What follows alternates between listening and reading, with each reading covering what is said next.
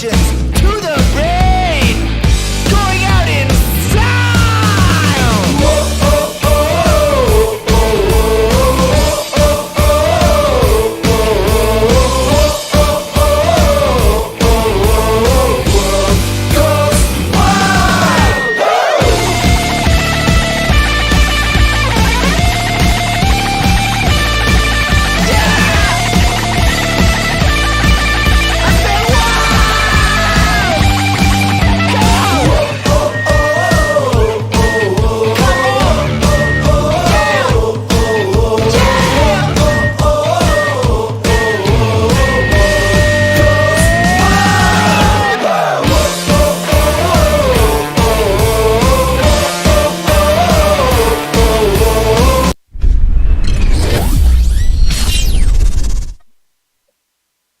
It's all yours, Matt. All right. Hey, everybody. Today we have a discussion, an open discussion on creationism and geology, and we're starting right now. So buckle up because this is going to get exciting, everybody. This is the topic that you guys love. And remember to send in your questions at any time.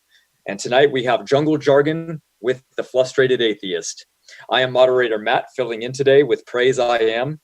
And I just wanted to remind everybody that if you're a fan of debates, please subscribe now. So without further ado, let's get started. We have a 10-minute opening presentation coming in from Jungle, and then we're going to jump right into an open discussion portion for 1 hour, followed by 20 to 25 minutes of questions and answers. So going first, we have Jungle, and whenever you are ready, we will begin time when your presentation is set and ready to go. Okay. So is it showing? I see it. Okay. Just go ahead and start. Of course, these are going to be my personal beliefs, and if you can show evidence to the contrary, I would like to see it. Science is one thing, philosophy is another. Geology is evidence of the global flood. It contains sediments that were all deposited by water. These sediments show that the earth that was is no more. It was completely and utterly destroyed by water. The evidence of geology shows there were many more creatures in the ocean and on land at the time before the global flood. It is a wonder there is any life left on Earth when you consider the devastation on Earth. The only reason there are land animals living on Earth today is because they were saved from this devastation. There are many accounts of 8 people and animals that were saved from the destruction of the Earth by the global flood. It's our history and our legacy.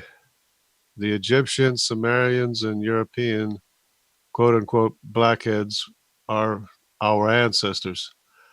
Of course, the Europeans are mixed with the Sumerians, and the Mediterraneans are mixed with the Egyptian to varying degrees. Geologists like to talk about a number of extinction events. I would suggest the evidence is that all of the extinctions were due to the global flood that buried everything in the sediments of up to 2 miles deep. What you see is exactly what happened in geology. There are vast deposits of shelled animals that make up the limestone layers. There are vast deposits of plants and animals making up the coal beds. There are many mass graves of animals of all different kinds together. There is evidence of millions of cubic miles of displaced sediments and boulders. Entire ecosystems were buried one on top of the other like pancakes spread out for hundreds of miles. Ongoing excavations in the Gobi Desert is an embarrassment to evolution or evolutionists. Theropod dinosaurs have been discovered along with 200 skulls of mammals. There's no evidence of any gap of millions of years that is claimed by the evolutionists, nor of the iridium layer that is thought to show when dinosaurs became extinct. There's Ashley Beds of South Carolina. It's a huge graveyard that contains the remains of man with land and sea animals consisting of dinosaurs, plesiosaurs, whales, sharks, rhinos, horses, mastodons, mammoths, porpoises, elephants, deer, pigs, dogs, and sheep. So the point being that they're all buried together. the Koro or the Karoo formations in South Africa alone contain fossil remains of about 800 billion animals. This is a problem for evolutionists. It's not a problem for creationists.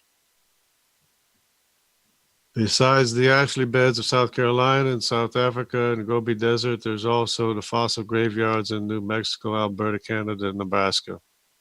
We should be glad to be alive. That's basically all that is. Let me just show some pictures here.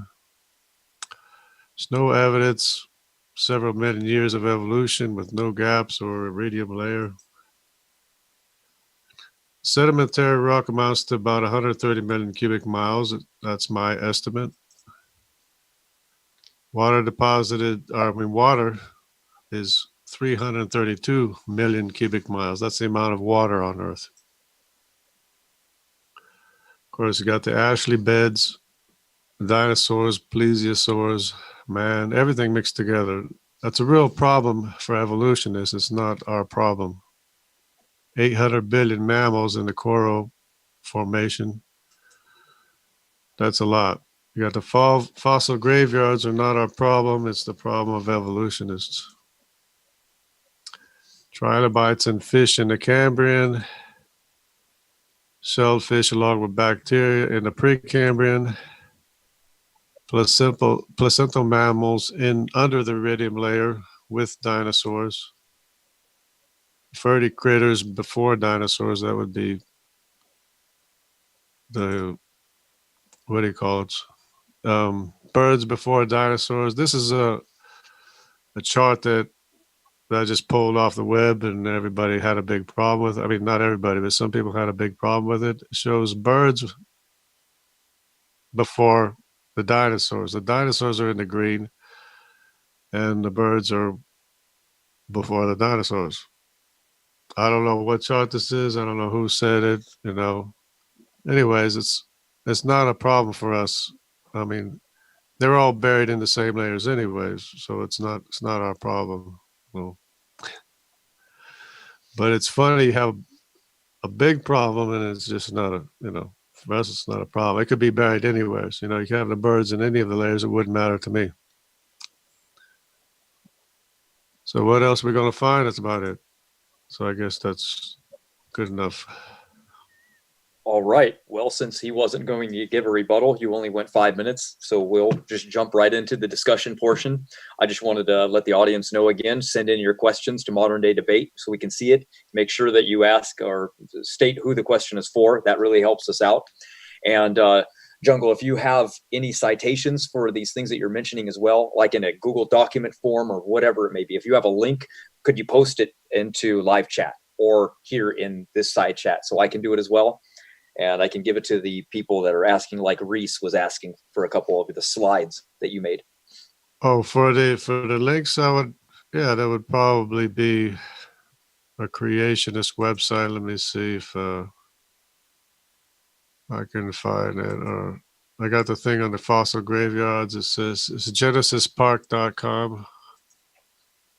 I mean, it's not a problem for us. Like I was saying, it's not our problem. We have all this stuff buried together. Let me see what link I can post it outside, right? Yeah, you can post it in the live chat for the people right now so they can follow along. Okay. But wanted to give Frustrated Atheist a chance to go first since you just listened to his opening presentation. You can, while you jump into the discussion portion, you go first. And okay.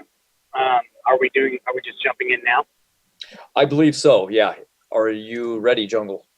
Yeah, I'm okay.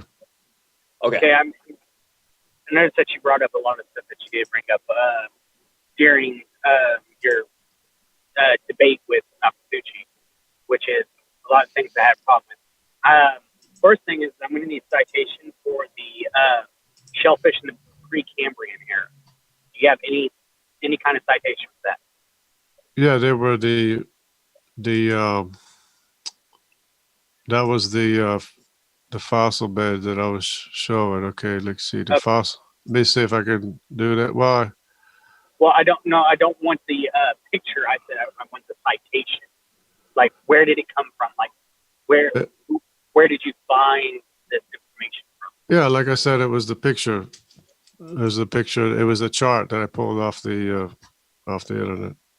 Okay, so that alone is problematic that you A, don't know where the source itself came from, and B, that you just said that I just pulled it off the internet.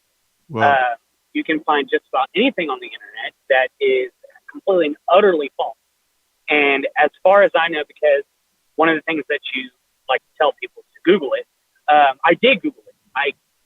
I used like 3 different search versions of phrases that had to do with shellfish and Precambrian. And I did it with Precambrian rock, Precambrian era, everything. And I have yet to find anything whatsoever on shellfish in the Precambrian. So I'm going to have to say that unless you can actually provide actual citation of where it came from, you're going to have to stop using that because it's bogus. Right, you seem to be missing the point. The point I'm making is it doesn't matter where these things are found in which layer, is that because they're all deposited by the global flood. And the thing is, if you're going to say that this is shellfish in the Precambrian, that is a claim that you have to cite your sources on. You can't just sit there and say, oh, well, it doesn't really make any difference to us because of the whatever reason. You have to, if you're going to make a claim, you have to be able to back that claim up. I can't just sit there and say Alexander the Great lived 3 years ago without having some kind of citation for that. Right, but it's not a big deal for us. It doesn't matter if it's not a big deal for you. If you make a claim, you have to cite your sources on that claim. You have to be able to back it up. There's no. If you can't back it up, then there's no reason to be claiming. Right. There's no reason to get bent out of shape because it could be in any layer. It doesn't matter to me. Again, it doesn't matter if it doesn't matter to you. You specifically said this is shellfish and Precambrian. But why are you bent out of shape? They're all in the same sediment layers that were deposited one right after the other. Precambrian is not the same layer. You have a whole different time scale right here. Because the thing is we have smaller, the less complex the creature is, the further down it gets. So we have, in the Precambrian rock, we have all sorts of different types of algae, but we don't ever see shellfish. And it probably just fell. It probably just fell in the crack or something. Anyways, that's Okay, I don't think it evolved there myself. It probably just was found there. Okay, so do you know what that's called whenever that happens? I don't know. You tell me. Well, what happens is whenever you have rock that splits apart and sediment gets filled in there, it then makes a whole new different. It makes a cut in the original rock that little piece that is been filled in is a whole different age. That you mean like an unconformity? You mean like an unconformity? Yes, the word escaped me. Thank you. But yes, an unconformity where you have the split, it gets filled in with sediment, and then it sits there and hardens up and becomes a whole new thing. But that new unconformity is it could have been just a crack for that matter. It could have been a crack and not any significant erosion. Well, again, it doesn't matter. The fact that sediment falls into it, that entire sediment layer that fell into it has its own age. That doesn't mean that the fossil itself was found in Precambrian rock. Right. Well, the Precambrian is the basement rock, if anybody's wondering. It's just the basement rock. That's all it is. Yes. And so, but to say that this is a fossil that was found in Precambrian rock is disingenuous because it wasn't found in it. It was found in Cambrian rock, which is where we find it. It doesn't matter, though. It doesn't matter where it's found because everything was deposited by the global flood. Everything was. It's nice that you assert that, but the thing is whenever it comes to this stuff, you have to actually be able to show what you're talking about. And so whenever you say that a fossil is found in Precambrian rock, that doesn't that wasn't from Precambrian rock, it was from Cambrian rock, then that's being disingenuous, So which means that your entire argument is hinged on a disingenuous statement. So do you know what the layers are? How much sediment layers there are? How many settlement layers there are? The sediment layers. What's the volume of the sediment layers? I don't see the relevance in there. I've heard you said that during the other debate, and there is really no relevance in. Well, can I explain I'll explain the relevance. The relevance is that you had 4 billion years with zero erosion, and then all of a sudden you have huge amounts of sediment, consecutive sediment layers that are all deposited by water. That is that's another assertion that creationists like to use. No, there's no erosion. No, it's an observation. It's an observation. No, the observation is whenever you actually have a geologist looking at those layered rocks, they will tell you, yes, there is erosion there. And this is how you can tell it's erosion. I myself am not a geologist, obviously, but you can talk to a geologist. As a matter of fact, I can point you to one. Stephen Bauman is a geologist, and he could tell you if you show him the rock layers, and ask him where the erosion marks are. He'll tell you it's there, there, there, and there. Okay, but you ignore the fact that I put forth that there was 4 billion years with zero sediment layer deposition. No, you don't see that as a problem. You don't see that as a problem. Wait, Matt, what was that? Sorry, the audience. What happened is Frustrated Atheist is using his cell phone. It's not a microphone problem. He's on a cell. That's why he's cracking up. Just letting you guys know. Yeah, it's probably the headphones that I'm using. It'll have to wait till I get to the house. I can probably plug it into my tablet and just get off the phone and get on the tablet with a better connection. I was just letting them know they were saying a super chat to buy you a new mic. No, he's bending over backwards to do the debate, the discussion or whatever. Yeah.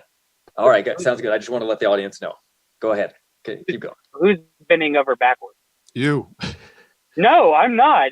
The thing is that what I'm saying is evidently true.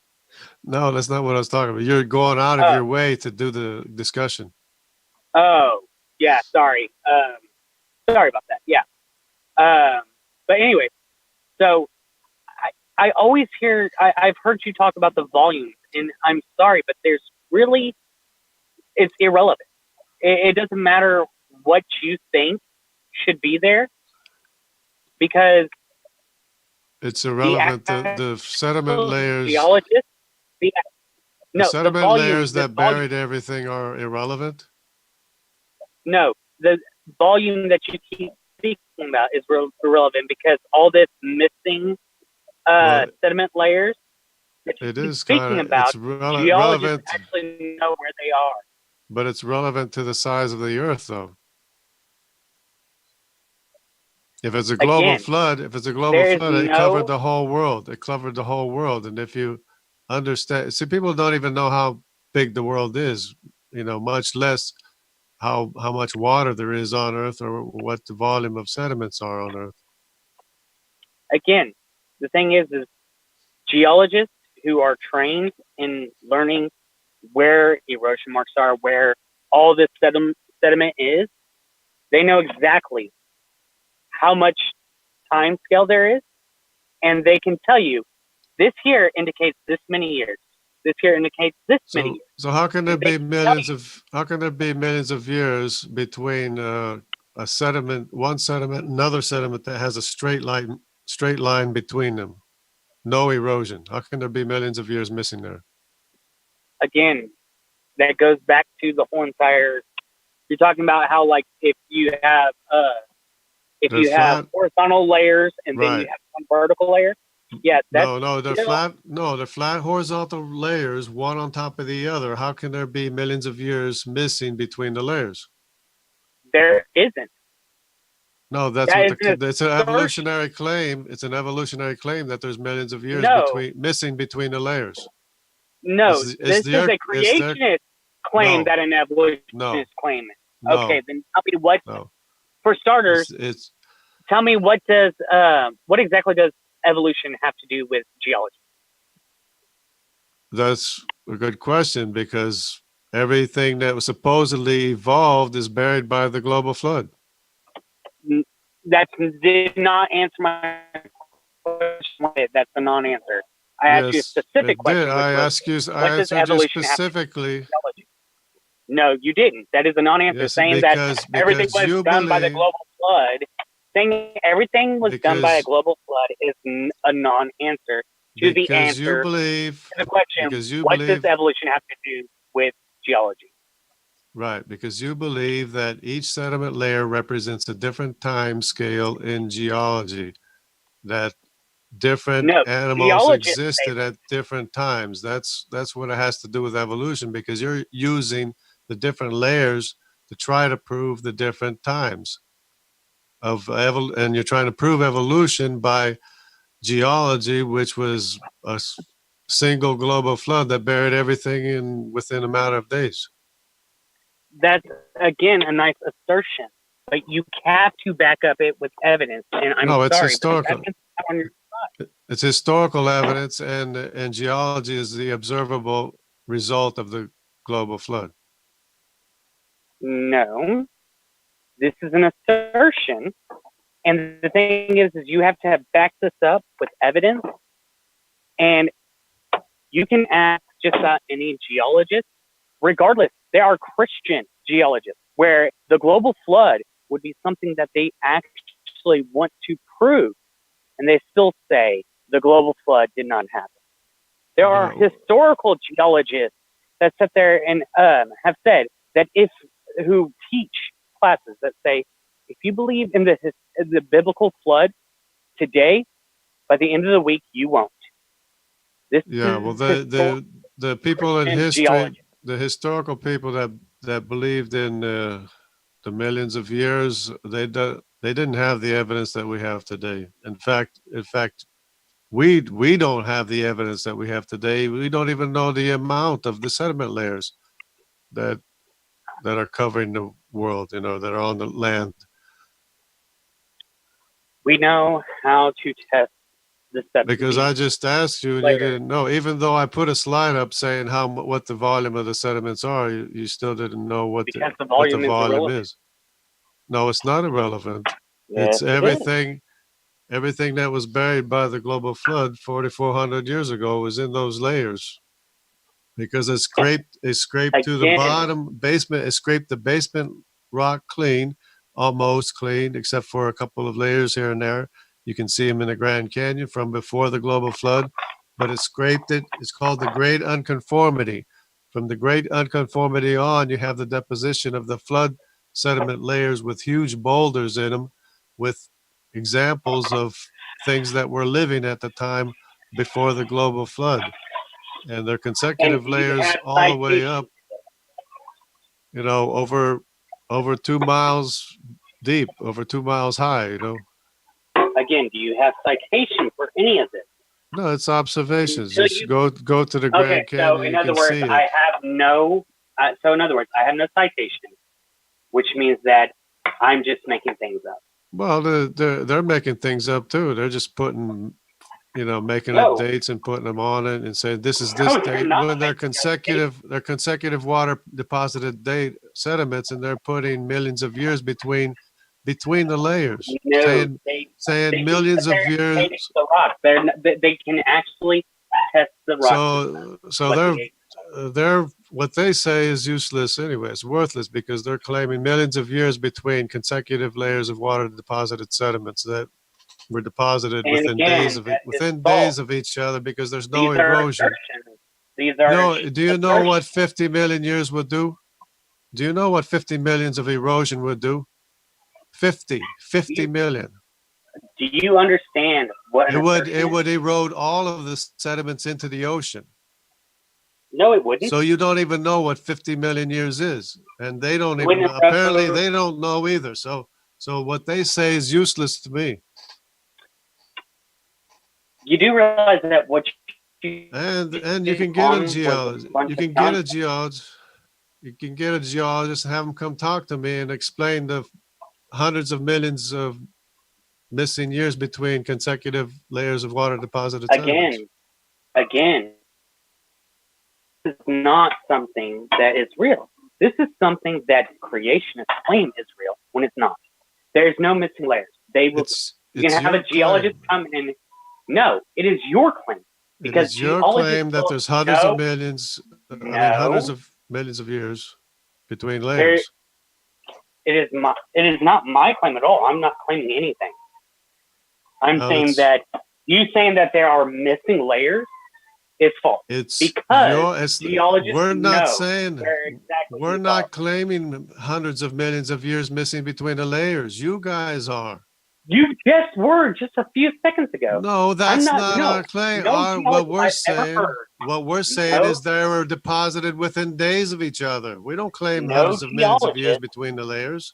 No, you claim that geologists claim when they don't. Geologists know exactly where the layers are. It's not my claim. It's your claim.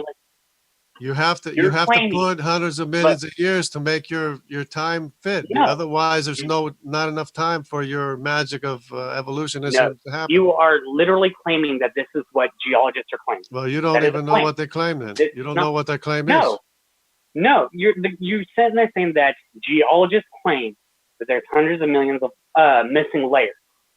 Whenever I'm saying hundreds of millions of years between layers, not. You said just a little bit ago that there's 100 million years of missing layers. It's not my claim, it's your claim. It's your geologist's claim. We say they were deposited within days of each other. And the thing is like I said before, we can test the rocks and we can tell how old they are. Right. There are several different ways of testing. And one water deposited sediment is a different age than the layer on top of it. That's water deposited. What? So you get different ages from one layer to another. You get different ages, even though they're consecutive layers of water deposited sediments. Where are you getting? Look. So, do you know how these layers form? I don't even think you know what the geologists claim. No, you're over here standing there saying that they claim things. But what I'm saying is, do you know? That's what I'm arguing against. I'm arguing against what their claim is. No, you're arguing what you think the claim is. Now, again, do you know how rock layers are made?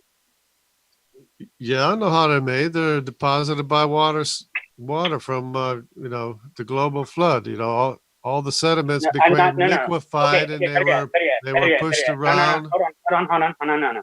They were shifted around like batter and pancakes.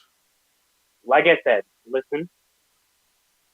What is it that you think that how do you think geologists would answer how rock layers are made? Well, they think hundreds of millions of years deposited the layers when 50 million years would have washed them all into the ocean. Okay, we're just focusing on one rock layer right now. How do you think? What is your belief that the geologists say about one rock layer? How one rock layer is made? They believe that hundreds of millions of years passed of sediment deposition from erosion from the mountains, and the only thing, there's no mountain that has over 100 million cubic miles. No, that is not at all what they claim. That's not at all what they say. Yeah, one layer on top of the other, and then heat and pressure or whatever made the rock layers over millions of years. That's what they believe. No, the way rock layers are formed is like you do have the layers of sediment. That part you're correct with. But over time, when the water recedes, it dries up. It gets harder. And then once it becomes that one rock layer, then something else happens where more sediment gets built on top of it. Then we have another drought moment where that hardens and becomes rock. Then you have another time frame where you have water throwing more layers of sediment on top of the already But layers of sediment that have been that's hardened. different. That's different than what No, I that said. is, What yes, you're saying because is what you're different from saying, what I said. What I just yes, said. because what you were saying is that all of these layers are like bam, bam, bam, bam, bam. That's not what happened. No, I You said have over hundreds one of layer millions of at a years of time. sediment deposition. But I asked you about one rock layer. One rock layer. I didn't ask you about Well, they believe it took a long how time many, for one rock layer. which I'm more than willing to grant you that yes, it takes quite a while to make one single rock layer, but not billions of years. No one has ever said that it takes billions of years to create one rock layer. No, not billions. It's just millions, hundreds of Oh, millions. millions and millions of years. They claim hundreds of millions of years.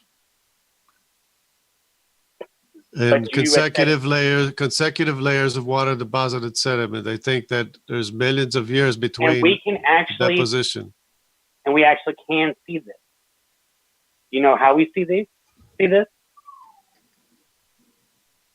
Well, they say that they were deposited in like ocean bed or lake beds or ocean beds or whatever, and then they were pushed up. That's Yes, what they because say. you do know that we have dry lake beds, right? All around the world there are dry lake beds, and you can actually dig into them and see them. But it's not comparable to what I'm talking about. I'm talking about all of geology all around the world is consecutive Yes, layers of that's water how deposited every sediments everywhere you go around the world. They're horizontal layers stacked one on top of the other, like pancakes poured out like batter. That's how rock layers form. In the global flood, No, within days of each no, I other. just told you that with dry lake beds, you can see it because there's actually moments where you can see where it was wet, dry, wet, dry. You can see this in dry lake beds. This Yeah, isn't but you're something not that talking about that. You're talking about like a local flood is the same thing. You talk about local flood disproves the global flood. No, it doesn't. It's just local floods happen No, on what top. I'm saying, And what you're what I'm saying, describing is what happens on top of the geology. what I'm saying is that this is what we see in dry lake beds. That's what I'm saying. That's all I've said. I've not extrapolating and putting more things on top of it. I'm It saying has that nothing to what do we with the see, global, what you sediment layers. because it doesn't have, because you're right. It has nothing to do with the global flood because this has is not nothing to has do nothing with to do with the global flood. sediment layers that are intercontinental. It has nothing to do with sediment layers that are intercontinental. Explain what you mean by that. The sediment layers go from one continent to the other. They're found all over the world. The basement Okay. to Pete's sandstone, that same sandstone on top of the rock basement layer is found all over the world. That I can already tell you is not correct because I've heard geologists say that there are several different types of sandstone. And the sandstone that's over in one section is not the same sandstone that is over in another section of the world. So you think that what geologists say. This is not. But you agree that there's a basement. You agree that there's a basement igneous rock foundation underneath, Sure. right? Sure. Okay, and there's sandstone on top. There's sandstone on top of that basement rock. Sure, which is not sedimentary. Normally, it's not sedimentary in most cases. Sure, but again, the geologists, the people who actually know what they're talking about, and not lay people like us, sit there and will tell you that the sandstone that is in, say, Africa is not the same as the sandstone over in, say, North America. Well, it's different sand, but it's sandstone on top of the basement rock. I agree with that. Yeah, so this is different sandstone in different areas. So this is. But it has the same characteristics of boulders and everything else. Sure, why not? Well, it's indicative of a global catastrophe. So considering that you have consecutive layers on top of that, hold on, up to 2 miles deep. No, hold on. I've got a question for you. So all these layers happen because of global flood. So at one point in time, the entire Earth was just igneous rock went before the like literally right before the global flood. It was all igneous rock. No, there was sediment layers, but they were all scraped up and they were all redeposited like batter and pancakes. What? All of the That literally sediment layers were, you can see in the Grand Canyon where they were scraped off. It's called the Great Unconformity, where you have the pre-flood sediment layers and the igneous basement rock together, and you can see the Great Unconformity was scraped, and then this piece of sandstone was deposited on top of them horizontally. Yeah, I don't think that what you're seeing, what you think you're seeing, is what you're actually seeing.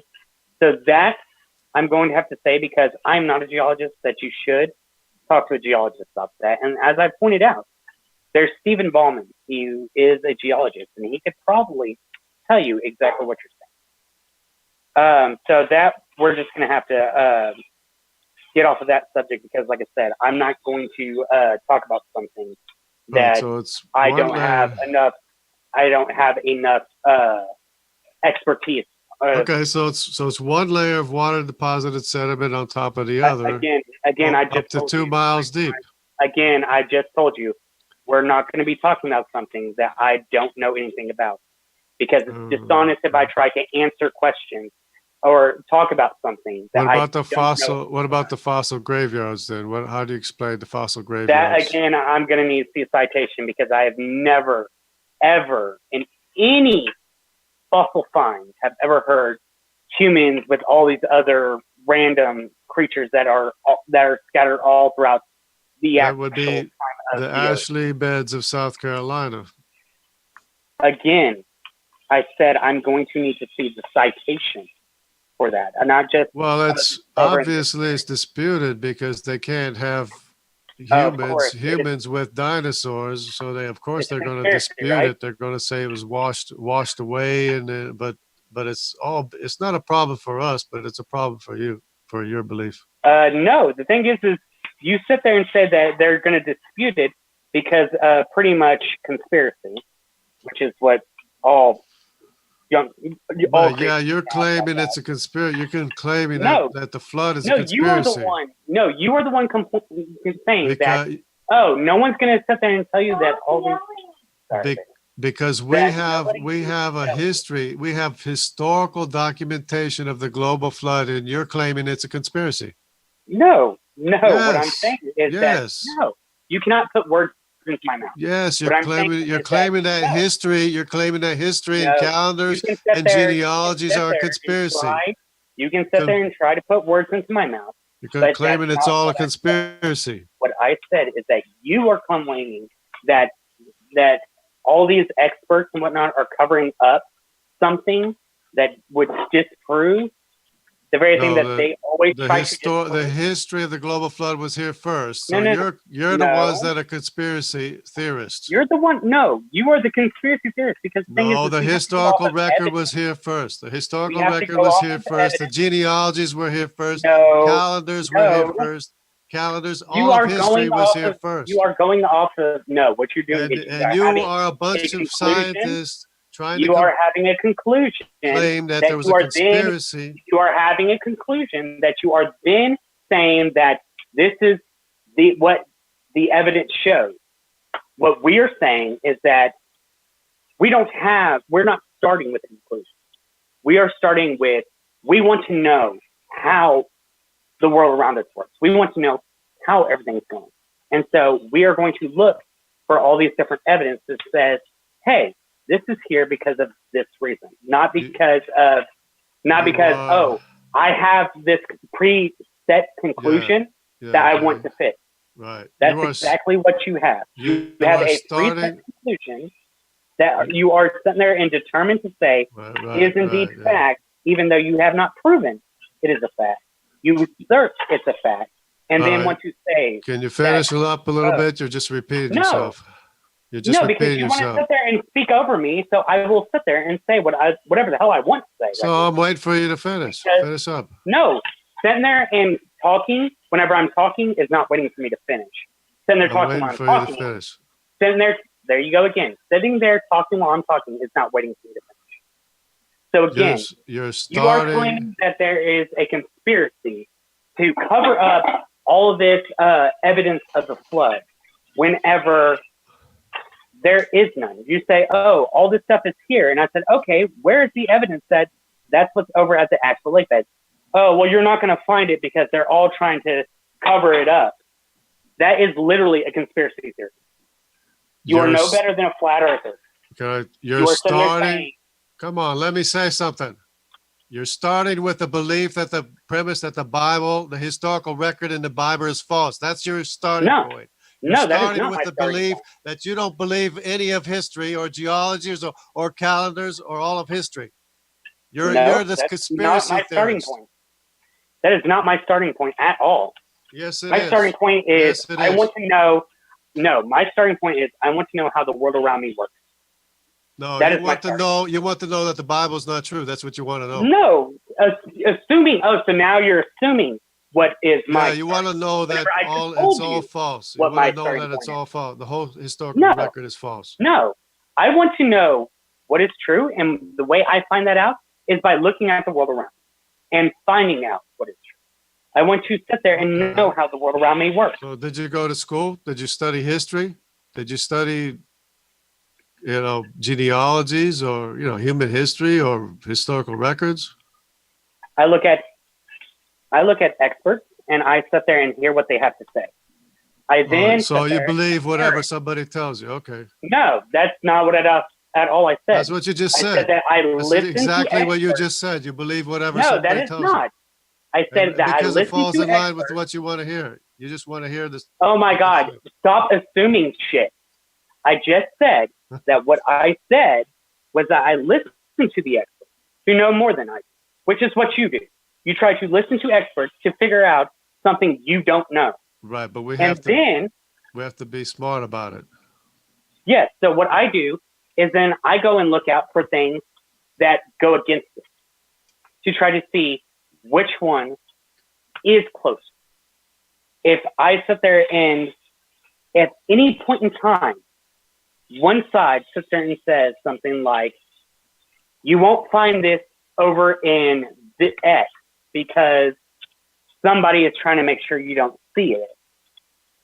You can automatically kind of figure out that these people are not being honest. So Okay, can you give an example? Can you give an example? The example is what you said. I sat there and said that where's the evidence that shows that in the actual bed that humans and all these other things were together? Well, you can Google it. You can Google it. I Googled it. What you told me right after that was right after I asked you that was you won't find the evidence because they're trying to make sure that you don't. No, they're trying to dispute what's there. It's not a problem for us. It's a problem for you. You sat there and said that you won't find the evidence because they don't want you to have it. It's just like the Laetoli footprints. They're trying to dispute that it was humans that made it. The what footprints? The Laetoli footprints. They're trying to dispute that it was humans that made the footprints. Are you talking about the footprints that are in Glen Rose, Texas? No. The Laetoli footprints in Africa. Oh, I haven't seen that, and so they're bipedal. They're bipedal footprints, probably made from humans that are bipedal, but they were trying to say that the chimps were bipedal and made them. 20 minutes left. Really? Okay. Well, I have some other issues with some of the stuff you said. So I have a lot of issues. We spend, I know you have a lot of issues. But we spent quite a bit of time on with that. What you say. But so I have some issues. Like, for instance, where's the evidence that birds were before dinosaurs besides your little chart? You had that little chart about No, it's just the chart. I got it from the chart, but it doesn't bother me where they are. They could be anywhere. It wouldn't make any difference. That's the thing is that, again, when you claim something. I didn't make the chart. You got to go talk to the person, whoever made the chart. Okay. Well, if you don't know who makes a chart, then again, No, that's yell problematic. at Google for publishing, allowing it to be published or something. I don't know. Again, though, if you don't know who made it, that's problematic. That already should be a red flag to you, saying, "Oh, It doesn't matter. I was just pulling up charts, and I was just yes, comparing this them. Some of shows- them say one thing, some of them say another thing, but yeah, and this keeps showing that this is dishonesty because just saying, "Oh, I don't know, I just was pulling up you charts." don't know either. You don't I know think where they that's found either. Oh no, I mean, but the thing is I do know where For birds all are. you know, there could be birds before diners you wouldn't even know because you haven't seen Oh, all the evidence. Because no, nobody's seen I've all the sit there. I've nobody's dug up all the evidence. It's all I have underneath sit this there still and to seen this the day. evidence that I've seen the evidence that we do have, and there has never been birds found before dinosaurs. There have been birds found in the Cretaceous. But you agree that birds with existed. dinosaurs. You agree that birds existed the same time as dinosaurs, right? Yes, because that's Okay. a known fact. Okay. Because we have birds that were existing with dinosaurs. We had several different different species of birds with dinosaurs. That Right. is never been anything that was controversial. I don't know where you thought it was, because the thing is the birds, Well, the bird lineages that we have today came It makes from one of the a bunch of the flightless birds from the same time period as the dinosaurs. yeah, They but were at the end of they're all buried by the same global flood and consecutive layers of water deposits. No, because these birds that were survived the lineages were flightless birds that it's not exactly sure. all how? the birds were buried by the same global flood. No, The dinosaurs too. Again, there were birds that survived the extinction period at the Cretaceous. You got mass fossil graveyards with humans and dinosaurs and sheep and Again, pigs and dogs. Until you show me the evidence of that, you're gonna have to give that up, man. Because Ashley you are Beds of sitting there South asserting- Carolina. And again, Ashley. saying Ashley Beds of South Carolina says nothing. I said provide the evidence. It says nothing. Provide All you the have to do is You're making Google it. a It's no claim. big deal. Yeah, but the thing is if you make a claim, you have to back it up. I did. No, you didn't. Just It's saying not a problem Ashley for Beds us. of It's South not Carolina It's is not not our problem. It's your not claim. our problem. It's your problem. You have to No. explain it. Making claims is your problem. If you make a claim, you have to back it up. That is just simple did. logic here. No, you didn't. Ashley Beds of South Carolina is not backing up your claim. You have to provide the evidence. You have to sit there and say, oh, well, here's the citation for that. And this is where you can find it. And this is where you would find other bits of it. And this is where you find... Well, do you honestly believe that your secular biologists would agree to find that Yes. men are with dinosaurs, that there's bones of people with dinosaurs? Yes, You think that they would agree? I absolutely, without a doubt, believe that if that was a find that actually happened, that every It bears evolution, though. flock It bears to it. evolution. They don't care. You see, scientists, what they care about is being the next person to prove things wrong. They want to be able to prove things wrong. So if they sit there and found something that were to prove evolution wrong, oh my God, that man would get grants. That man would get everything for his study, for his research, so that way he can sit there and show things. He may even... Then why are creationists kicked out of institutions for coming up with evidence of not very much time? Like like who? Why are they kicked out of institutions like Mark Armitage and people like that? Who's that? What? Like I need to know the story. I need to know everything about it, not just what the creationists say about it. He found soft dinosaur tissue in a triceratops. Yeah, no, that's not at all what happened. As a matter of fact, the one lady who found what creationists keep calling soft tissue actually had sat there and said, So "I you don't wish even. people would stop that." So you don't even know what the facts are. No, the facts are this woman who had found soft tissue, or what creationists call soft tissue. And So you then think says, "I she's wish the only. creationists would stop." You Stop. think she's the only one? You think she's the only one that found soft dinosaur tissue, right? She may not be the only one, but the thing is what she found will be exactly what the others found, and what the others found would be what she found, which is That's not what what she's not creation claiming. calls. She's claiming that she found protein or something, or some kind of cartilage or something. But the other ones are finding blood vessels and Philopodia, bone cells, Philopodia, That's what people and keep saying all was kind of stuff. what she found, and she said, "No, that's not at all what is being found." Well, And this is she what it doesn't is. determine what other people find.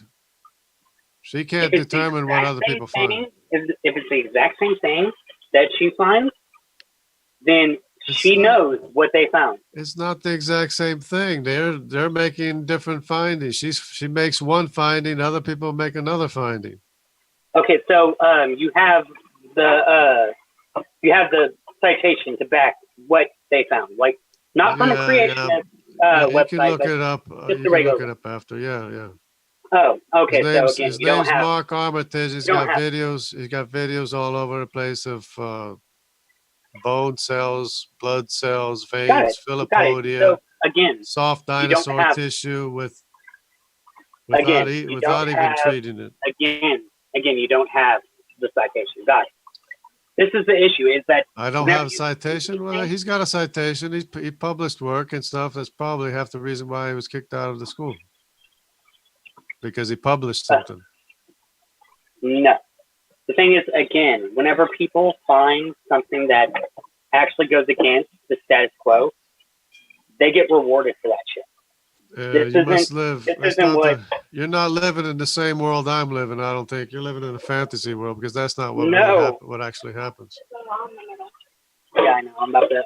I'm cleaning this up. There's the can so I can put them back on. No, that's not at all what's happening. I don't live in the fantasy world. You do, because this is how these people, the scientists and people who make these discoveries, get money and get recognition and get prizes for it. Mark Arman's got a boot. Yeah. Well, again, I don't know what it is that he claims he found or what it is that he actually found. So until I look at that, I can't tell you. He's not the only one. I mean, there's a whole bunch of people. Again, Ben Stein talked about people getting the boot because of it too. Who? Ben Stein. You don't know Ben Stein? Oh, you're talking about the monotone guy, the clear eyes guy. Yeah, the clear eyes guy. Yeah. I've heard about his little movie he did, and from what I've heard, I'm not impressed. Well, no, he mentioned that people were getting kicked out of the institutions because of their work that they were doing. Yeah. Again, the thing is it all depends on what one person says. I mean, I'm talking. This is reality. This is reality. Yes. This is what the world is. And the thing is creationists tend to say these things a lot.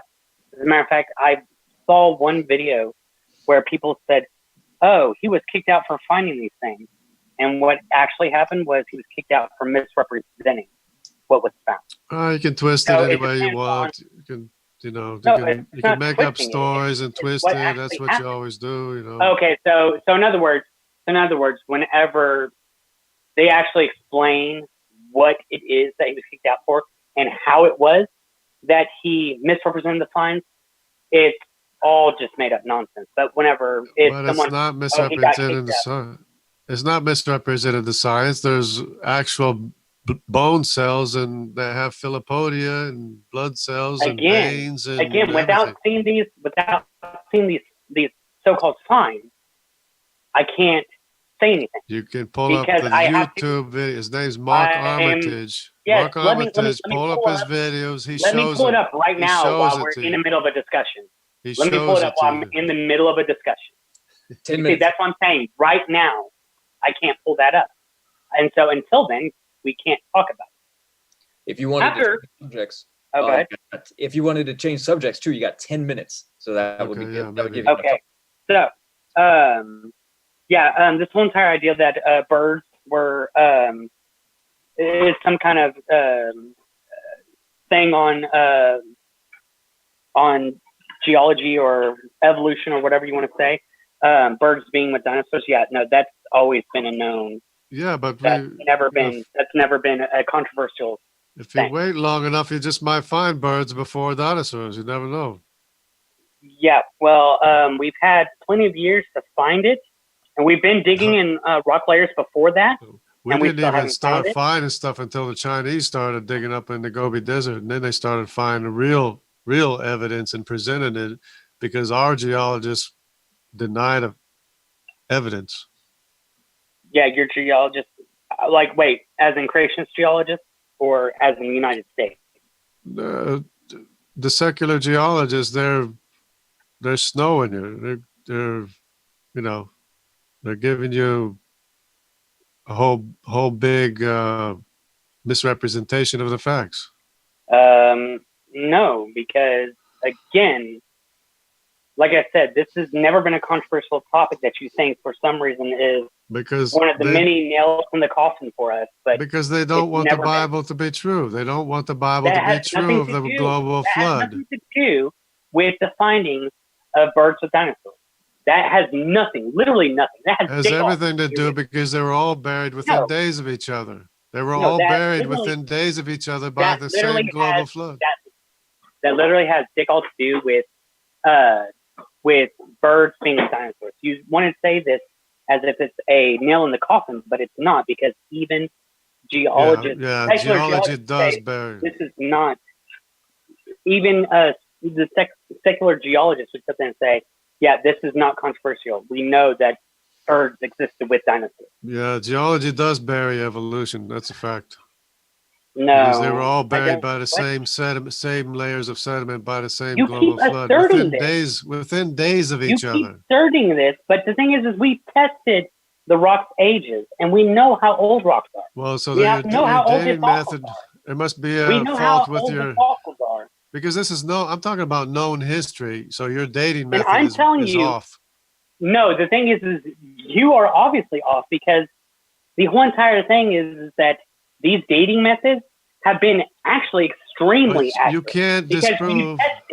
you test it with something that is of known age, Yeah, and then you test it, and we on the- know and we know the age. that these dates are accurate. Right, and we know the age of the flood. It was 4,400 years ago. Everything was Yeah, buried and within there's days of each other. nothing.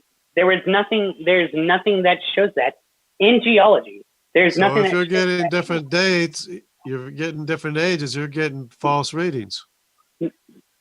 So no, this is you having a conclusion and saying that anything that goes against your conclusion Because is it's known false, when history. that's not true. No, the thing is, it's not known history. It's consecutive layers of water deposited sediments is on top not. of each other within days of global each other, flood- like No, pancakes being it's poured not. out. No, again, you keep asserting this, you keep assuming this, but it's not actual fact. Observing it. I'm observing it. Oh, okay. So that's saying that you were there 4,000 years ago when this global flood supposedly happened.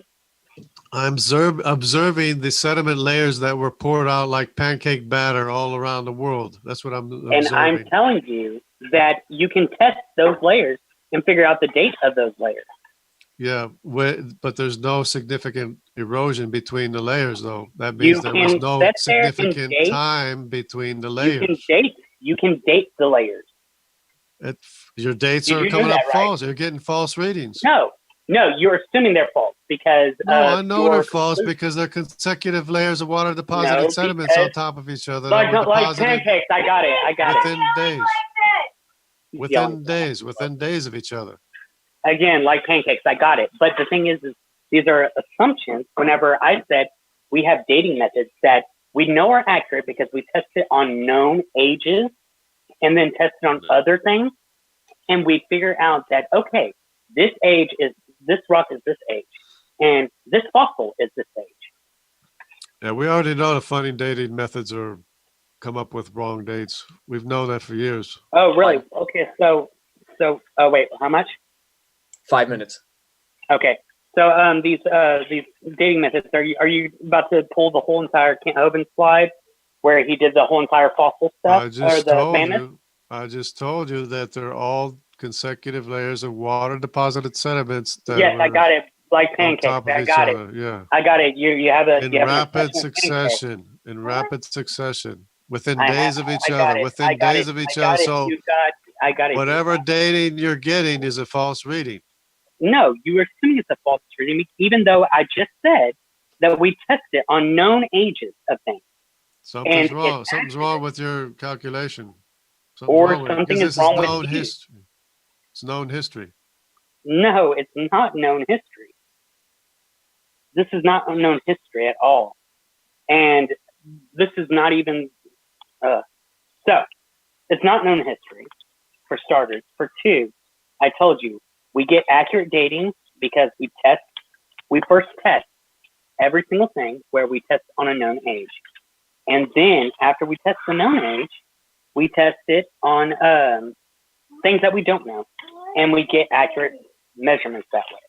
I'm not convinced. Okay, that's because you start with a conclusion and then try to work your way backwards from there.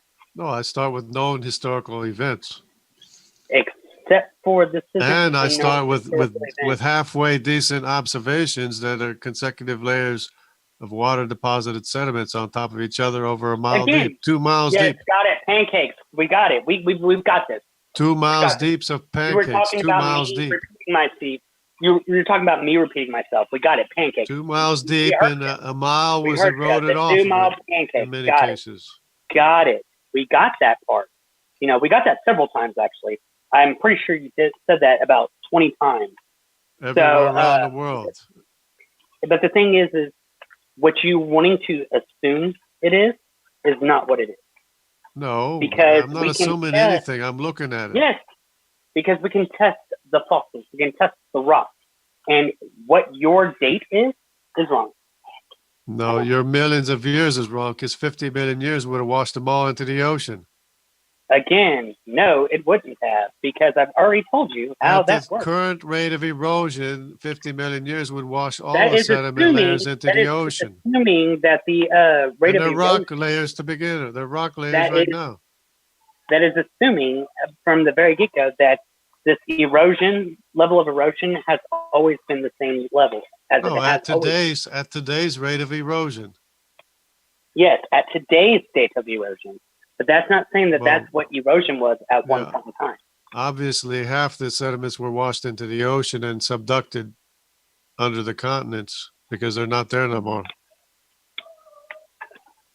What? Never mind. Okay. 2 minutes. Just 2 minutes, guys. 2 minutes? Yeah. I'm getting nowhere with this because he keeps sitting there just assuming things and repeating his assumptions. So if he's fine with it, no, you are assuming things. But anyway, so if he's okay with it, I just yielded to the Q&A. I got an idea then. Why don't you guys each take just a few minutes for closing? That way you can give the audience, what you guys think, how the discussion went, and then, also state if you have a current YouTube channel or a website that you want to promote, and then we'll jump into the Q&A. So, okay. Whoever would like to go first. Okay. I guess I'll go first since I went first. Sure. All right. Go ahead. And then he can have the last word. Go ahead. Where do I start?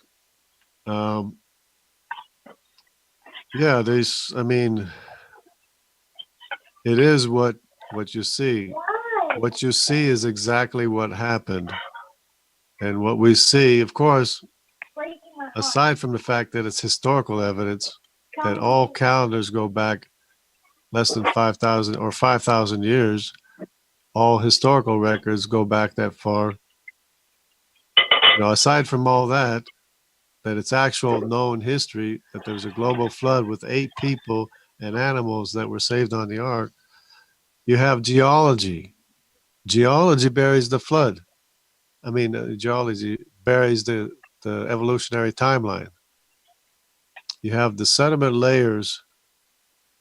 It's over 100 million cubic miles of water deposited sediment. What remains today? It was even more before it was washed off, by the runoff of the waters that were sinking down into the oceans.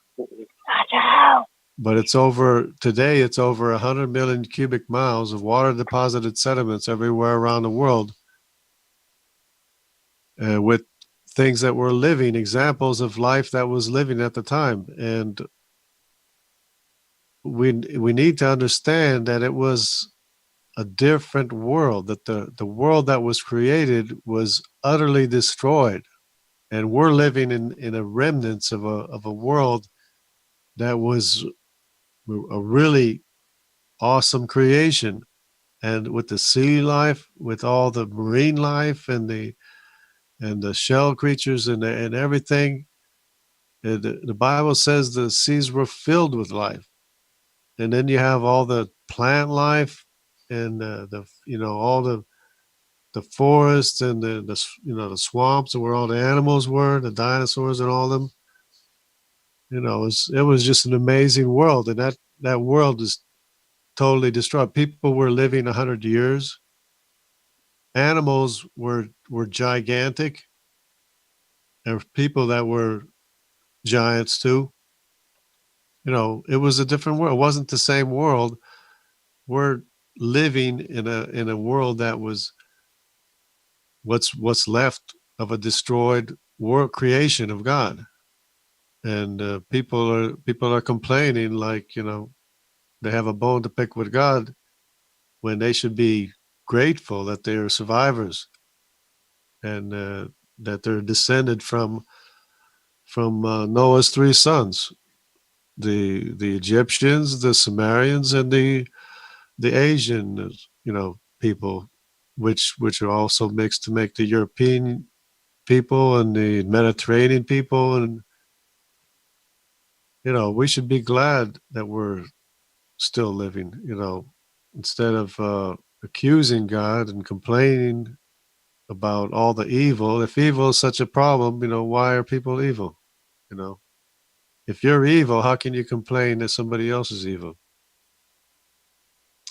Anyways, the topic is geology, and I believe that geology buries the evolutionary timeline, because everything that was living on Earth at the time is in those layers. So I guess I'll wrap it up. All right. You went 4 minutes. So, frustrated atheist, there isn't exactly a time limit, but 4 minutes if you want to go around there.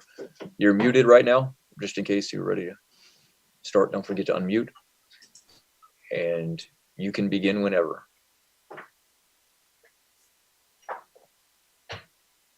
Sorry about that. I didn't realize I was muted.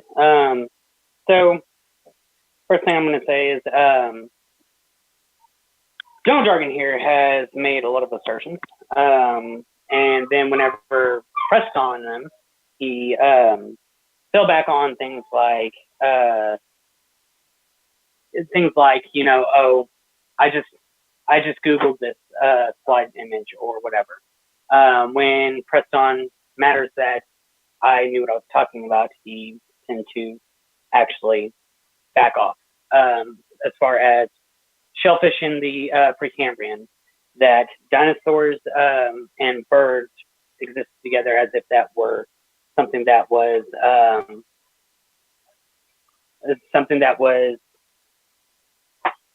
controversial among geologists, and all these other little different things that he just seemed to have found was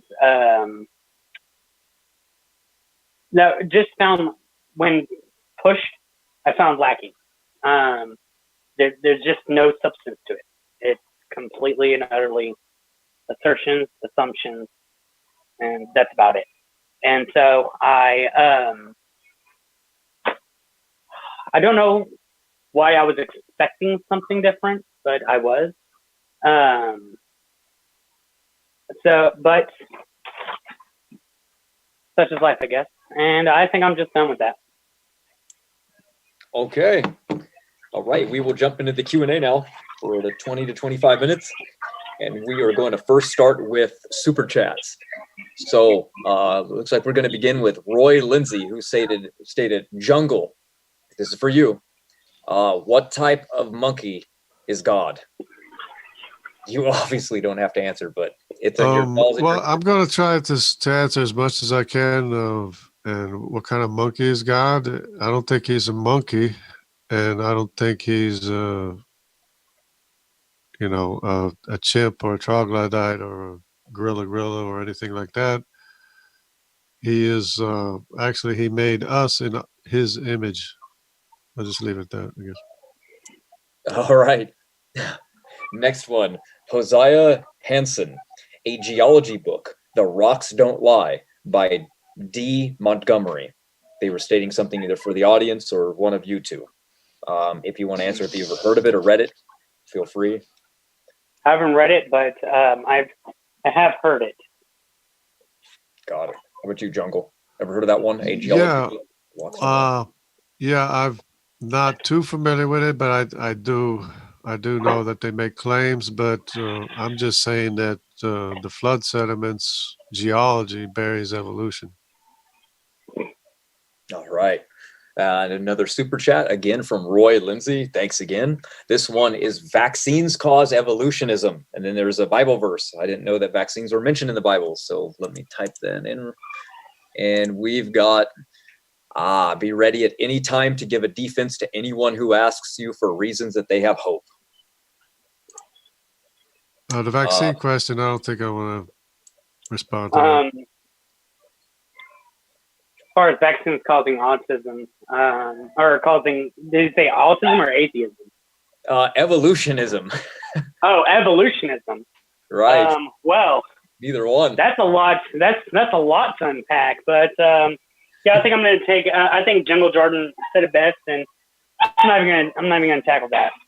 All right. All right. That's something that me and Jungle agree on. Got it. Question from James Downard for comment modern day. Urge Jungle Jargon to document that 50 million year erosion claim. He refused to so far. 50 million year.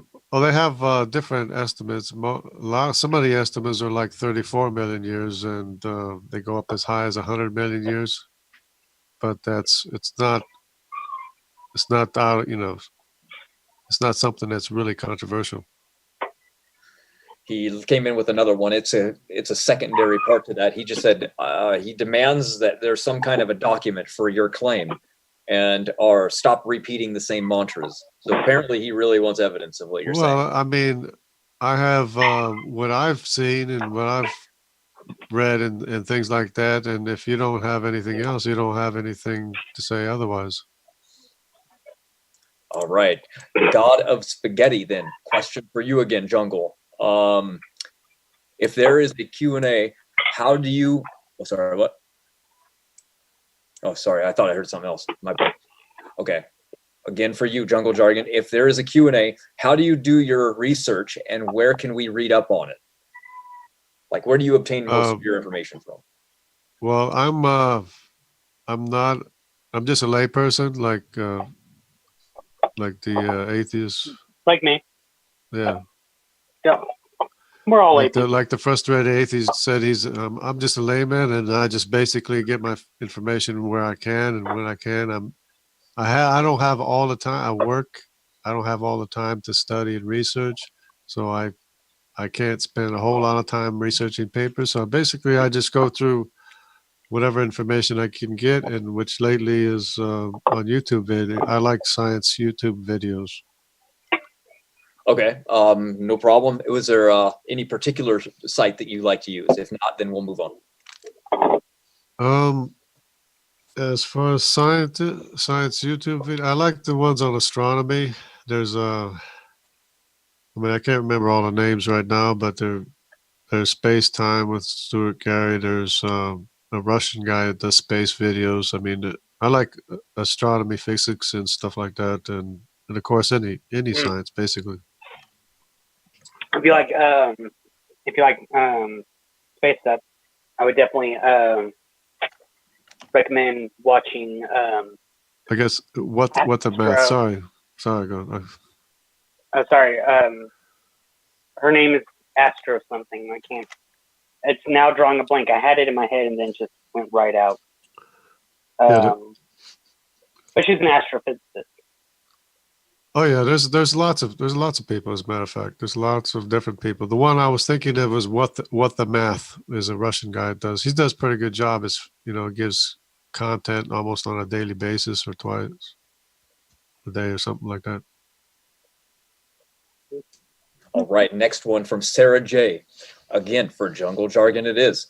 What does the phrase object credit giver mean, and what is its origin? The origin is the Bible. It means idolatry. Somebody who's an idolatrous person. Oh, quick answer. Okay, good one. Mind Onion, question for jungle jargon. How do you... What was that? Oh, nothing. I just laughed. Okay. It's just because all of them are for jungle. Yeah, insane. Next one, jungle jargon. Next one, jungle jargon. Next one. Praise, did you get any for frustrated atheist? I'll wait for him to speak up. But next, sorry, go ahead. Yeah, me. Yeah.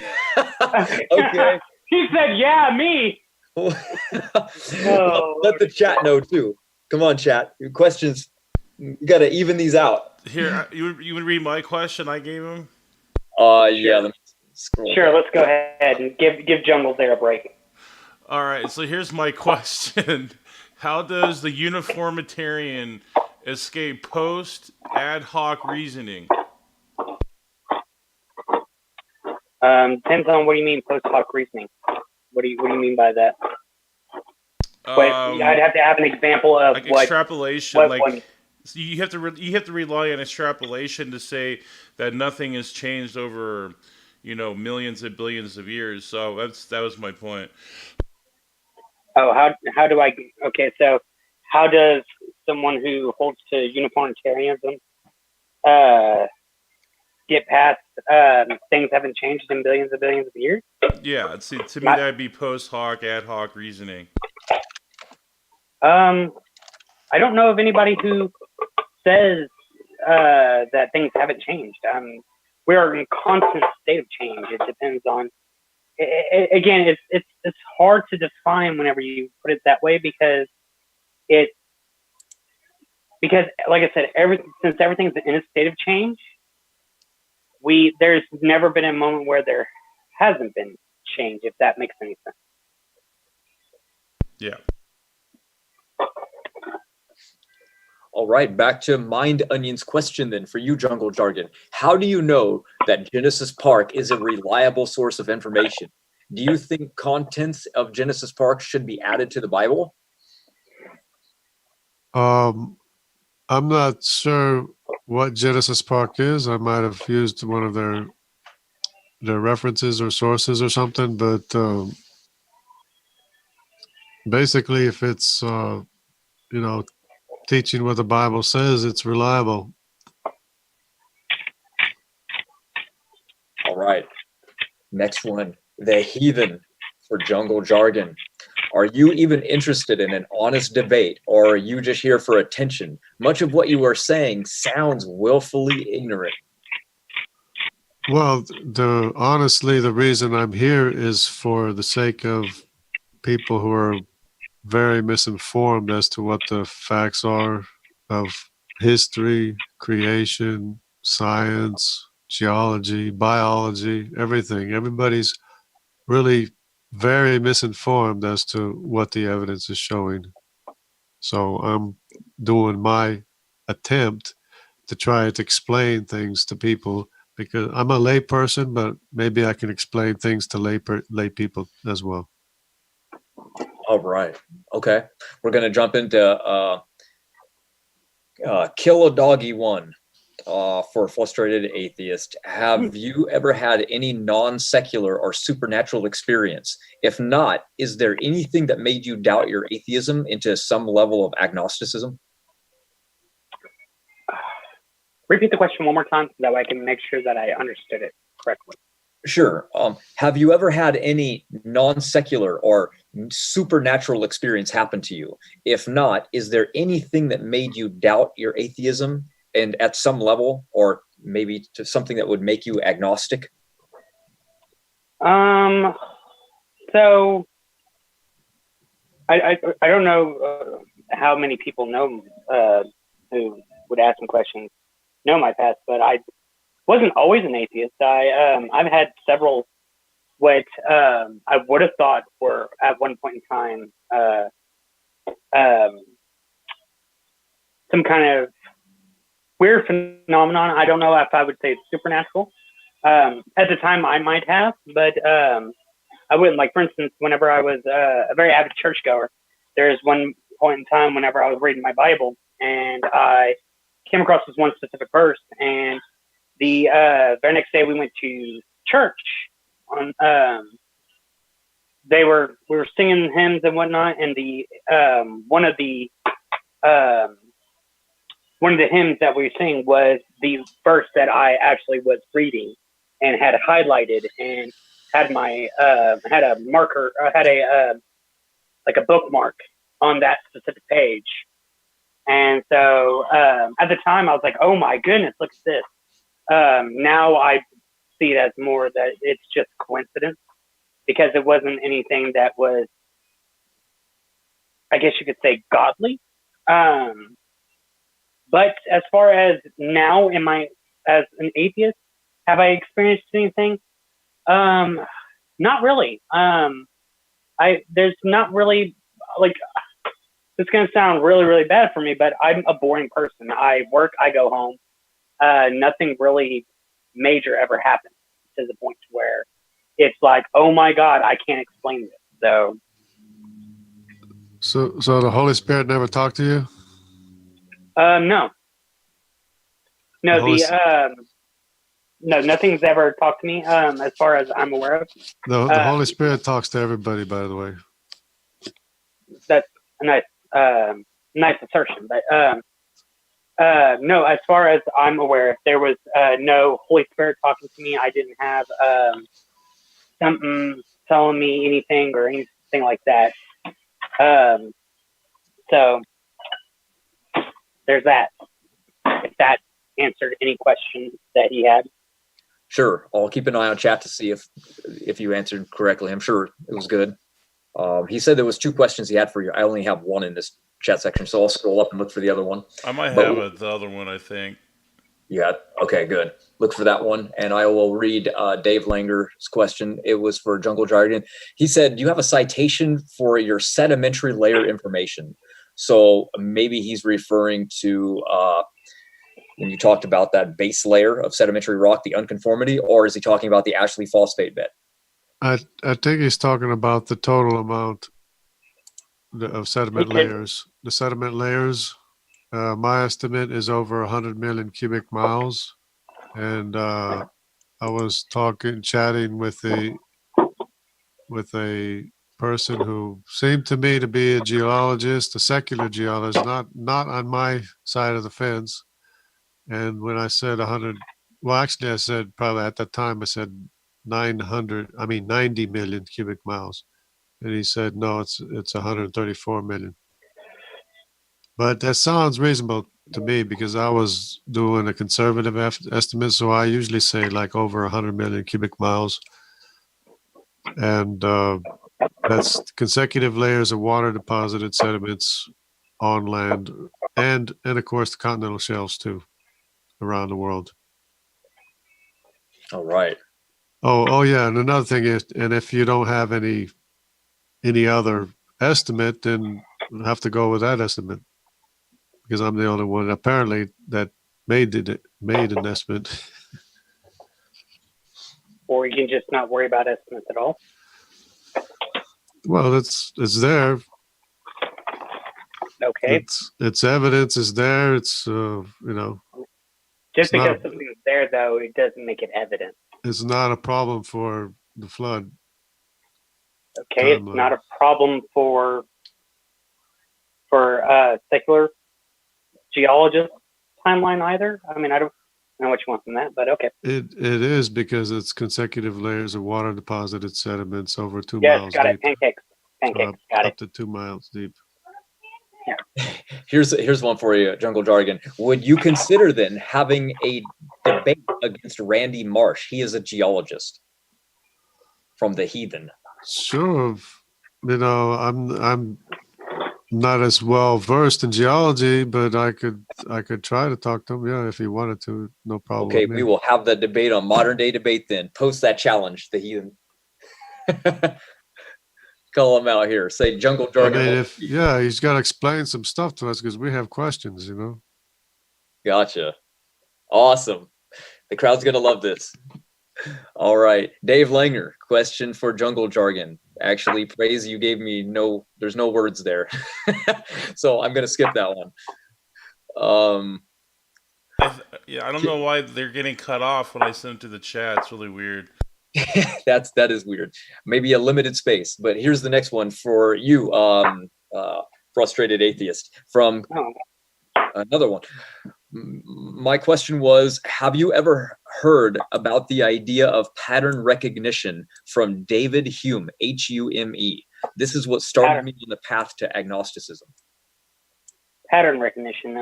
We're talking about like pareidolia effect type of things because humans themselves are pattern-seeking creatures. We seek patterns in everything. That's why we see things like, oh, that's a cat in the cloud, or something looks exactly like this thing that I absolutely know for a fact is a thing.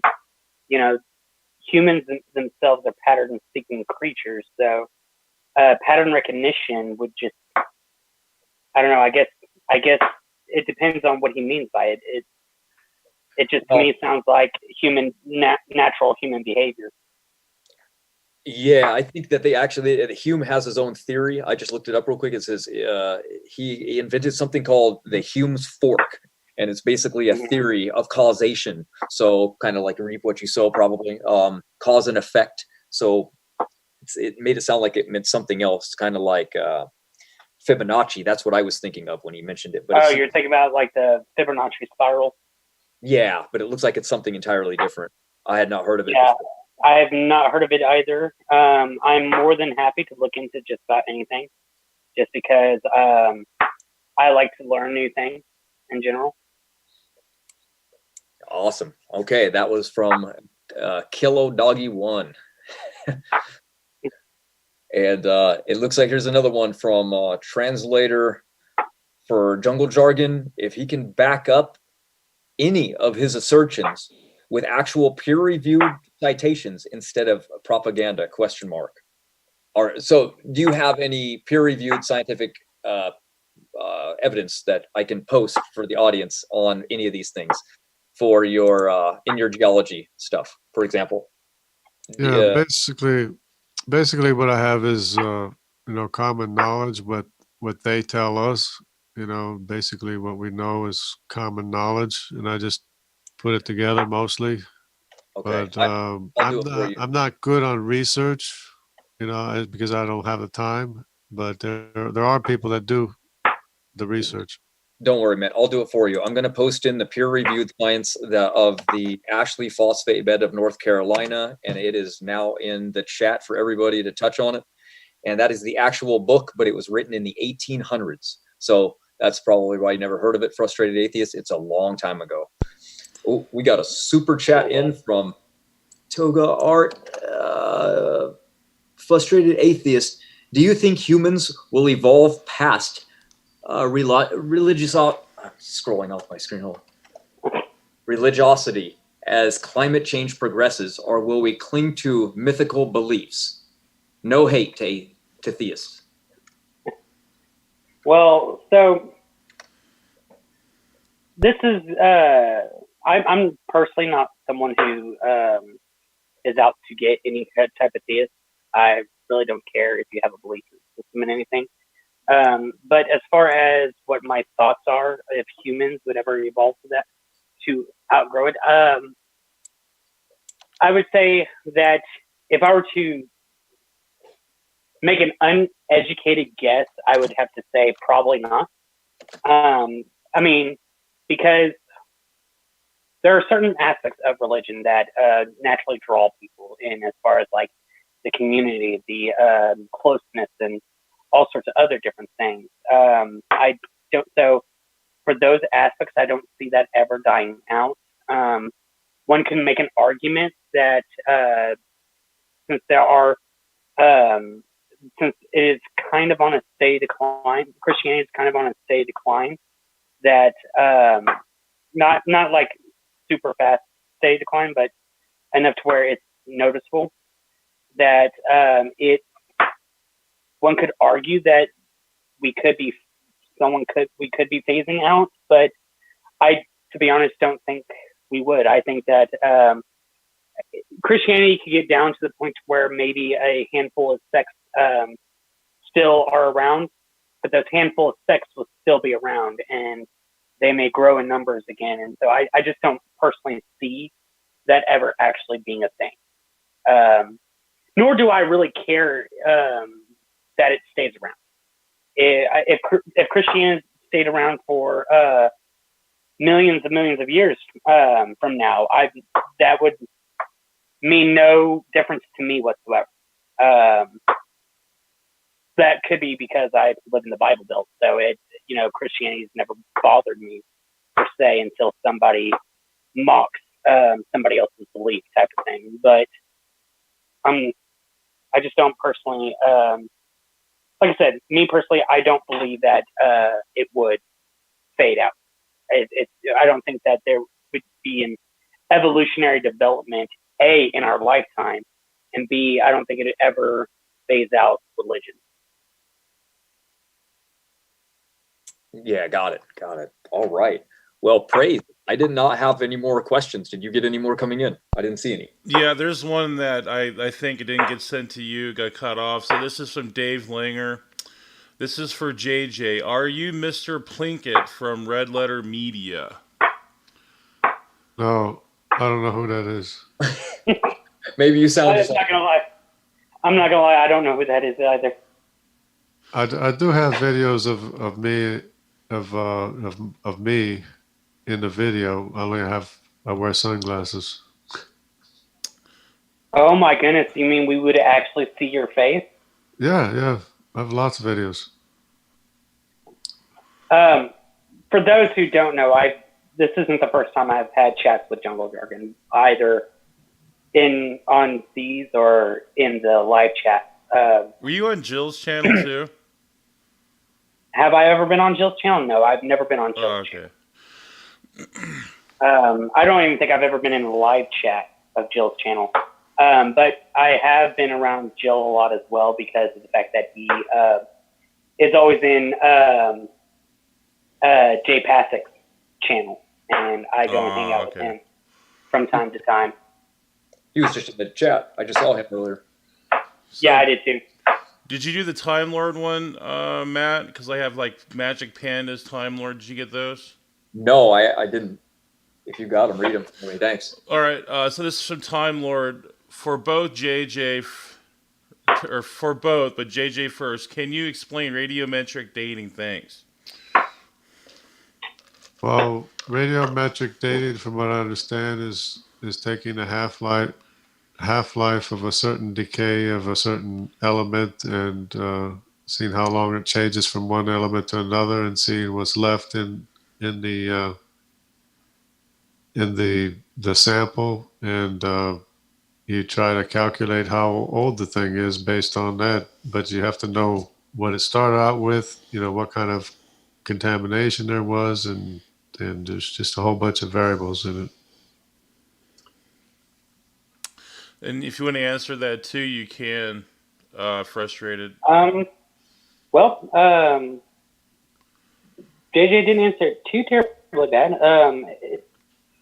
So radiometric dating spans across a bunch of different elements. You have actual carbon, where you measure the half-life of carbon. Then you have was it potassium argon, where you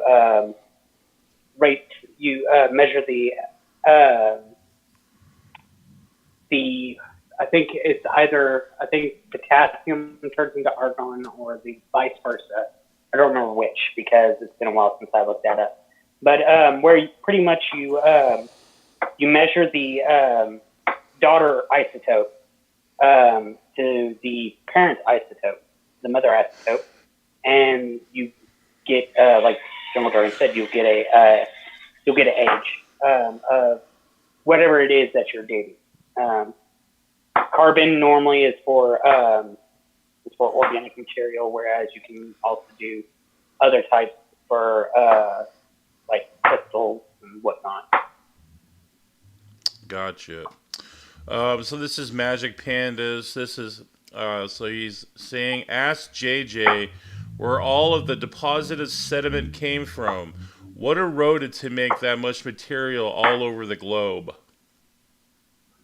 Well, I did mention today in this this discussion that there are sediment layers that are Precambrian, and I believe those layers are from the world that existed from before the flood, because some of those layers have organisms in it, the top layers, but the bottom layers don't have any fossils whatsoever, from what I understand.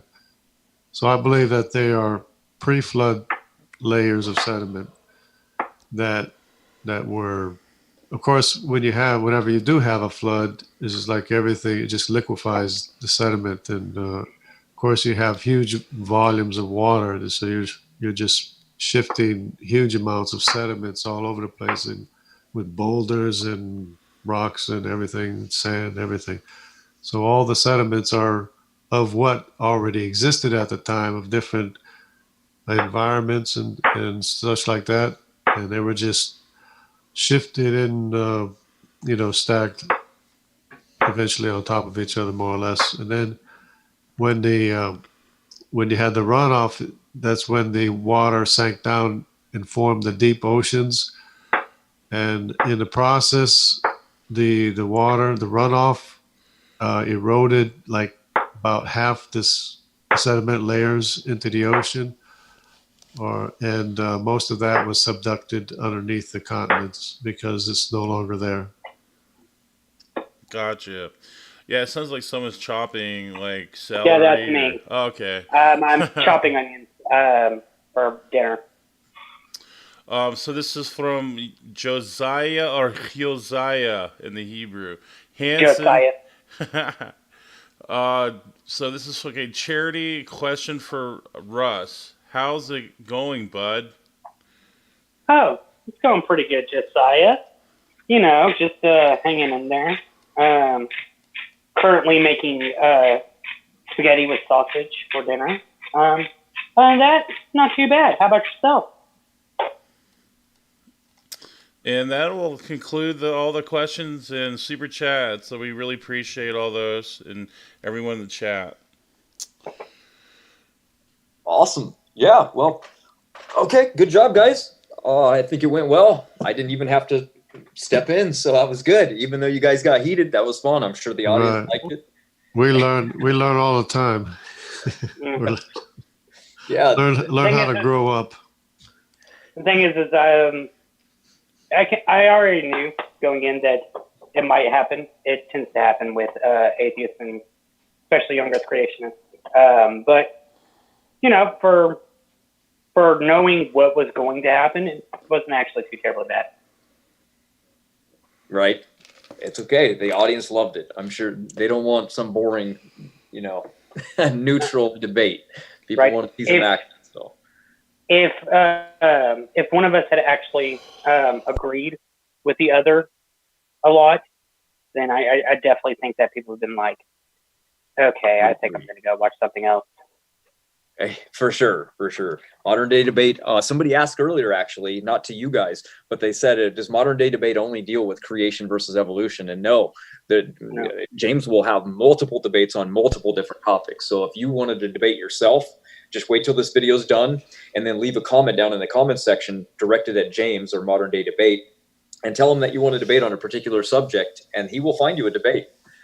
So Yeah, okay. I've actually got to. I'm actually going to be once I get everything all situated with him and situated in general. I'm going to be debating T-jump. Yeah, on the subject of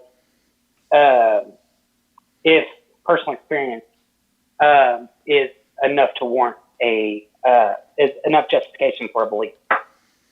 Oh, okay. When's that going to be? Do you know?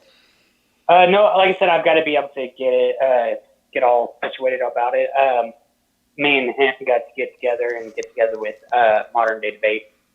I just really busy. Like this week, I'm pumping in over 60 hours at work, and I just got to be able to find a time to where I can get everything I need to get done in my personal life done, and have time to be able to get together with him. It's not going to be a surprise. He is on the side that is no, it is not enough justification, whereas I'm the mindset that that personal experience is enough justification to warrant a belief, which I already know puts me in a minority of atheists, which I'm fine with that. Yeah, that'll be good. TJ Jump loves to debate too, man. I see him every week on one. Yeah. Yeah, it's irritating because while I don't have any real issues with the guy himself, like as far as him as a person, it's just that he takes a strictly naturalistic approach to everything, and I just find that to be flawed. It's like there are certain things that you can't take a naturalistic approach to. It's just every time you do, it's going to end up with bad results. And taking I already know his position is most likely going to be that if you cannot, if the personal experience cannot be what's the word? If it cannot be shown to be real, then it is not real, and therefore shouldn't warrant a belief. And I just no, that's not how that works at all. Nice. Well, that's good that you actually research your opponent. So because he's so skilled at debating, it'll be good that you've got some kind of idea what he's like. Yeah. Well, because he was on non sequitur before the non sequitur went away, and I actually called in and said that, and and that's when he started to go off on if you can't show it to be true type of thing, and I'm like, no. So the heathen put this last question in. How about dominionism versus Sharia for a future topic? I mean, that'd be up to James. I guarantee you'd probably be open to that if we could find Dominionism. Yeah, dominionism and Sharia. I guess that's Sharia law. I don't know what Sharia is. If it is Sharia law, I think Sharia law just has to be with head covering. I don't know all of Sharia law, but I'm curious on what dominionism is. Right. That's the term I've never heard. That would be God reigning as king on earth. Okay, is that what that is? I don't know. I'm asking. Christian political ideologies. Huh. Yeah, political. Oh God. The thing is I'm a little torn on all that. It's hard to say how I feel about ruling over anybody, whether it be like a president or whatnot, with a strict Christian, like especially if it's like the Matt Powells of the world type of thing, because I see a lot of problems arising from that. I don't know how close any of y'all are with Matt Powell. Are any of y'all like friends, or like y'all follow the same belief style that he does? Nope. Well, that's the reason. That's the reason why we have separation from church and state, is Yes. because of all the problems that arise from one person, Exactly. trying to be God or something, Exactly, and that's the problem with like the Matt Powell, because Matt Powell, Stephen Anderson, all them, they would be absolutely 100% happy with a theocracy, and with their chosen religion in place. In which case, there's a lot of people who would end up Yeah. in either dead or locked Right. up for eternity. Right. And the problem with it is that God is not the one, calling the shots. It's that the people want to be in there and call the shots for themselves. Yeah, and the thing is, the sad thing is, when it comes to people like I said, like Matt Powell and whatnot, is that it's not just that they're calling the shots; it's they're calling the shots while saying that they're calling that it's God that's revealing this to them to call the shots, and that alone I find problematic. And I know that most Christians would find that problematic as well, because they would sit there and look at him and be like, "My God does not. You do not speak for my God." We know from experience that it doesn't work, and it's the same thing true with communism too. We're supposed to be a communistic society, but when people get in charge, they mess it all up. Because the way that what's his name? I'm drawing a blank. The guy who thought up communism. What's his name? Marx. You got Marx, Bernie. Lenin. Yeah. Bernie Sanders. Marx. Karl Marx. No, Karl Marx. Whenever he had this idea, it was one of those just utopian ideas that, in theory, it would work perfectly if you had people who were all willing to work together and do all this stuff together. What he forgot to factor in was the fact that while, yes, we are a society of people, we're also a society of individuals who do not get along. I mean, we're not going to get along 24/7. And on top of that, him trying to, it's no secret that he definitely thought that the best way to pull this off would be to have an atheist society. And that alone, again, is problematic, because while some people could sit there and say, "Oh, he says that to successfully pull it off, you'd have to have an atheist society," doesn't mean you have to have one. While others would be like, "Oh, yes, you do," and then you get people like Lenin and Stalin who said, "Oh, well, we are going to force this upon people, and if they don't like it, well, then to the gulag or death." Yeah. So translator Carminium says, as I understand, dominionism is a fancy word for theocracy or doctrinal advocacy thereof. So yeah, I mean, that's what we were thinking. So yeah. So okay, so it's fancy term for theocracy, which again, like we've already said, that's problematic. I don't think any of us would disagree that having a theocracy in charge becomes problematic. Yeah. Well, it would be. The problem is that we're not perfect. That's what the problem is. I mean, if we were perfect, a theocracy would be fine, but we're not perfect. Well, it's just the same way with communism. If we all just got along, communism would work too. Yeah. We're going to those things that, it's what if. My uncle always said things like, what if my aunt had a penis, then he'd be my uncle. I mean, it's what if never really helps when it comes to these types of topics.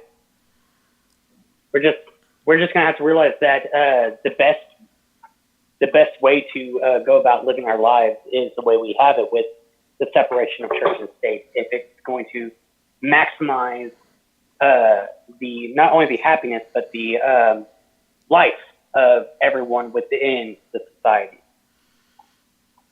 Yeah. So we're going to call it here, probably conclude this. One thing I wanted to add, though, is people like Matt Powell, they have the misunderstanding of Christian doctrines, and I mean that's a huge problem. So yeah, I think Oh yeah. I did a stream against him. You can check it out, and I expose that type of false doctrine. So people, if they want to check it out, they can. Does anyone want to conclude this? If you want to say something, Jungle Jargon or Frustrated Atheist, go ahead and go ahead and say it now, and we'll close it up.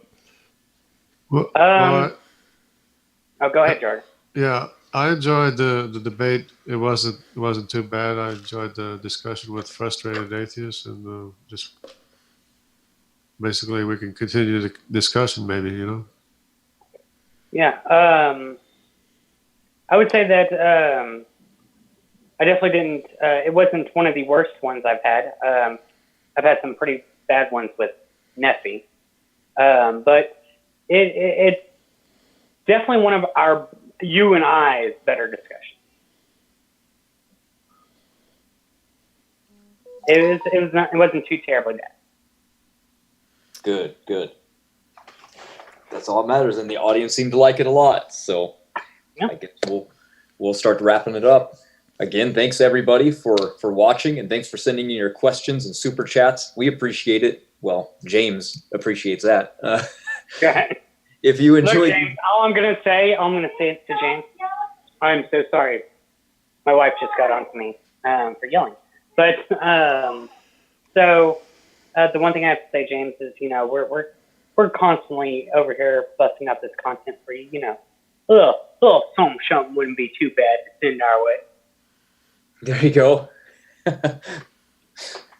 Awesome. And if you guys watching enjoyed, then remember, post your comments below and say who you want to see debate, or if you want to debate yourself, just leave a comment. And if you enjoyed these debaters, make sure to find their channels. They'll be posted below under Show More after the show's over. And I wanted to personally thank you, Praise, for stepping in and helping me mod tonight. That's great.